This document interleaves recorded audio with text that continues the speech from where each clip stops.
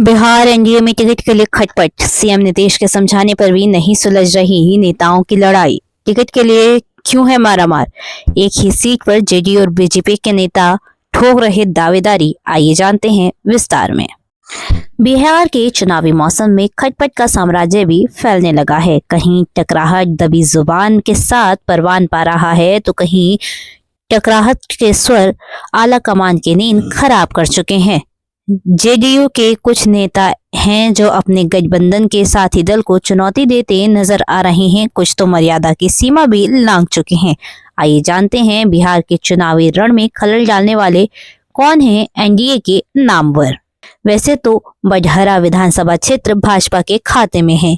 2020 के विधानसभा चुनाव में भाजपा के उम्मीदवार राघवेंद्र प्रताप सिंह ने जीत दर्ज की। राघवेंद्र सिंह ने राष्ट्रीय जनता दल के उम्मीदवार सरोज यादव को हराया, लेकिन जैसे ही आगामी विधानसभा चुनाव 2025 की जंग का डंका बजा, जदयू नेता छोटू सिंह ने अपनी दावेदारी का बड़े ही अनोखे तरीके से ऐलान कर दिया।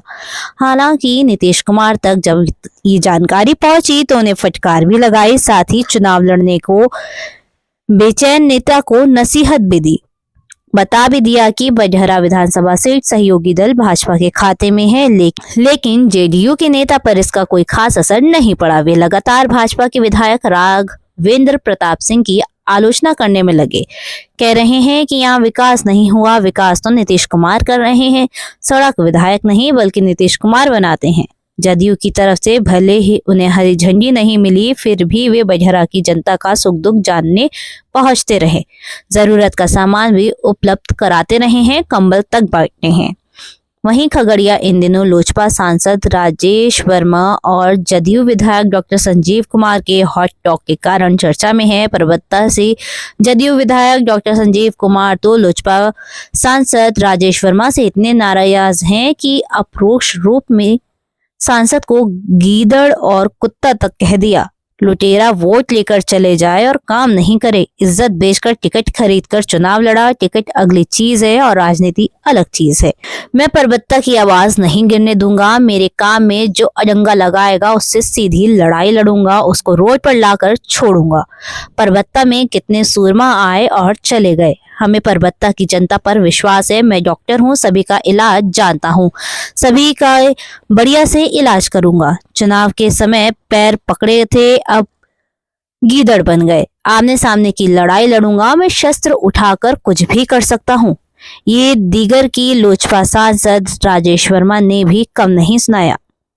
उन्होंने कहा कि सोने की लंका ढह गई, आप क्या हैं? विरासत में राजनीति मिली है, उसे संभालिए। शस्त्र उठाने का समय गया, जो उठाया गर्त में गया। घमंड नहीं, संस्कार दिखाना चाहिए।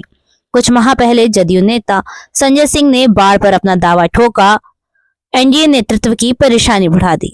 उन्होंने साफ कहा कि किसी भी कीमत पर वह 2025 में वहां से चुनाव लड़ेंगे। ये घोषणा करके उन्होंने अपने सरकारी आवास पर बाढ़ से आए अपने समर्थकों की मौजूदगी में कहा।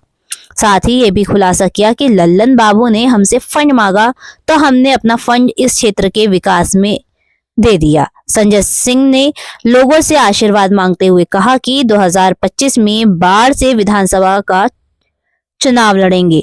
अब ये युद्ध के मैदान से पीछे हटने वाले नहीं हैं।